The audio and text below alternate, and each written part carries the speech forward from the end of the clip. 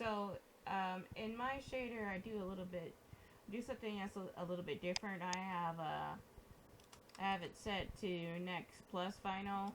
Apparently, with this particular shader, I guess I have to go next times final. I'm not exactly sure why. It may have something to do with maybe my internal Unity settings.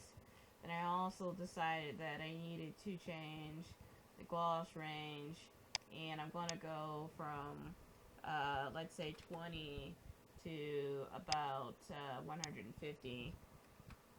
I hate having to use such high numbers, but you really won't get the effect.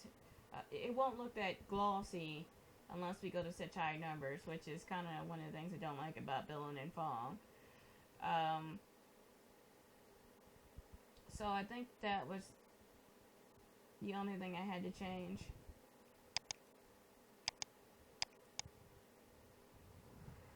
And so now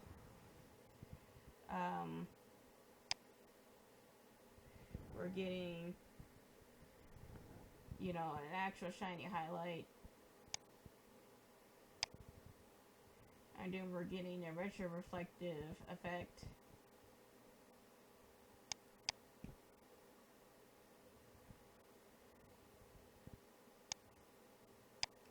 And we also have still our global illumination and fall off. I have a space for the Fresnel effect. That is, I'm going to hook up when we actually get to the Fresnel section, which is the next thing that we're going to be covering. If you notice, there's this, it seems like there's a little bit of darkness in an area where darkness shouldn't be. Might have something to do with how some of this is set up. If we play around with these numbers, maybe do 1.1, it might change something. Or if we do 1.1, looks like that was actually making it worse. So let's try 0.9.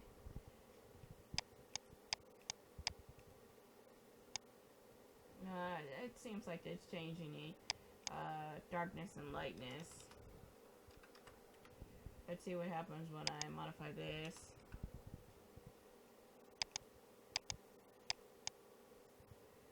Well, that looks like it did something.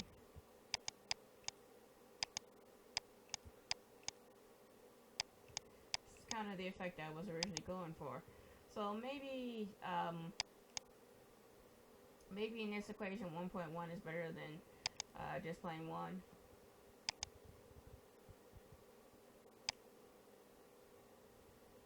I think I might still need to go to a higher power. I have it down to 20. 20 looks a little too blown out, so maybe I'll go to the gloss range and change it from 40 to 180 maybe.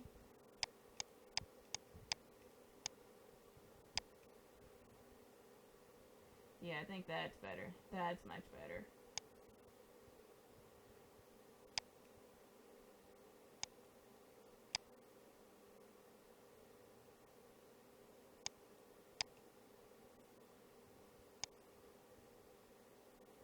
Looks a little bright overall. Once we get to the Fresnel section, I'll actually show you a way to change that. Which I'm not liking this global illumination setting. I think it's a little too high.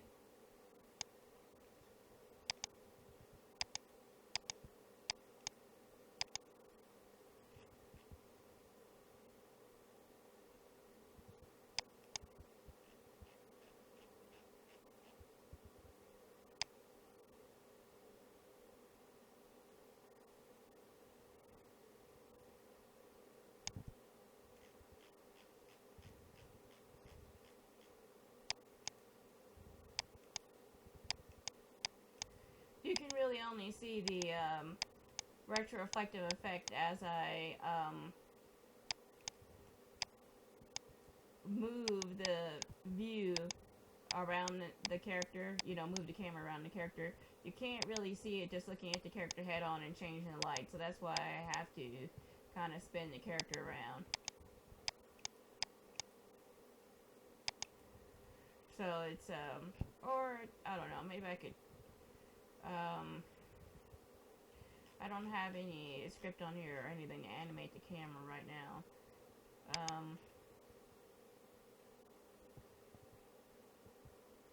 So I'm just kind of using that. Alright, so this was the very last shader inside of,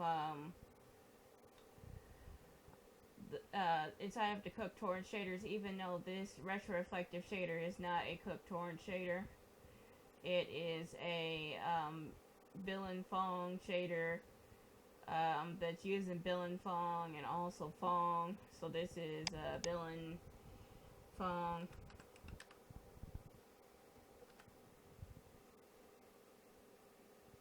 So Unity Phong and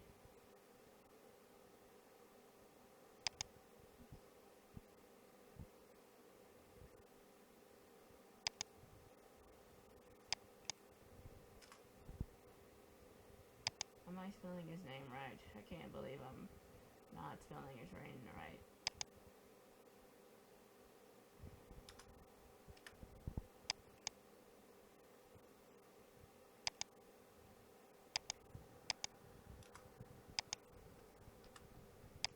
That was a complete flub there. So, so I have a Phong specular highlight, which is going into the retroreflective function.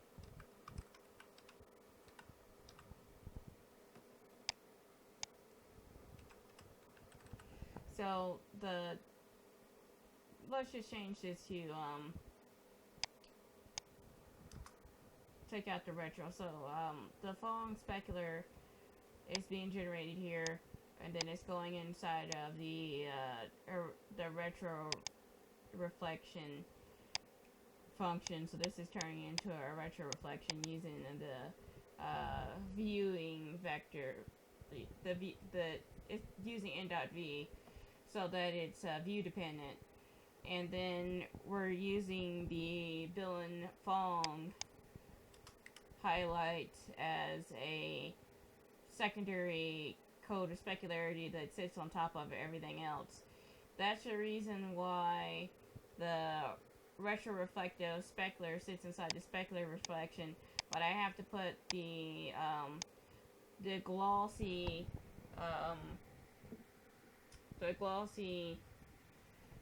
secondary specular all the way down here. So intensity is probably not the best word. You could name it whatever you want, but I'm actually going to change this to gloss specularity or gloss spec,